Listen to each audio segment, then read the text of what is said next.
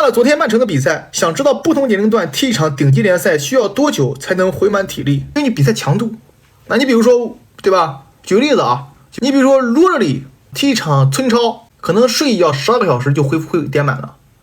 但如果说踢一场欧冠跟皇马踢一场比赛，那可能得歇1星期。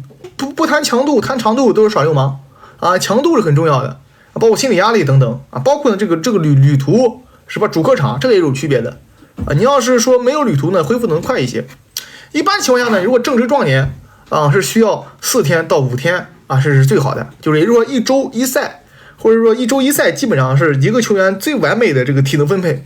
1周2赛呢，相对来讲恢复就没这么快。如果说你比如说举个例子，这周1赛，下周2赛，下周1赛，那还行。如果你这周2赛，下周还2赛，基本上就嘎了。不管你再年轻也累，特别是如果你场场踢满，而且还要根据位置。一般情况后卫呢相对轻松，锋线呢看情况，对吧？边锋相对较累，边前卫相对较累。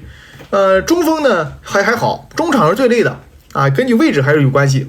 但是，一旦过了30岁以后啊，1更期1场球基本上是最好的。你要德布劳内这种情况，我跟你讲，都看着非常虚的。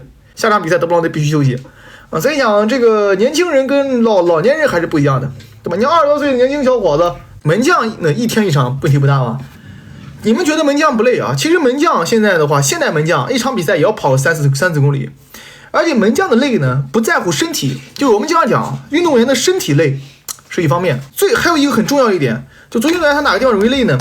这个地方其实就是会容易得到非常非常大的疲劳啊，就这个地方，因为你时时刻刻你想想时时刻刻在紧张啊，对，你无时无刻都在想我怎么扑救，是吧？我怎么样动手，我怎么样去进行怎么样进行防守，是吧？你无时无刻你都在全神贯注，在集中注意力，那么这种时候是很容易就是特别精神非常疲劳的。你万一下一场比赛注意力不集中，不就漏一个吗？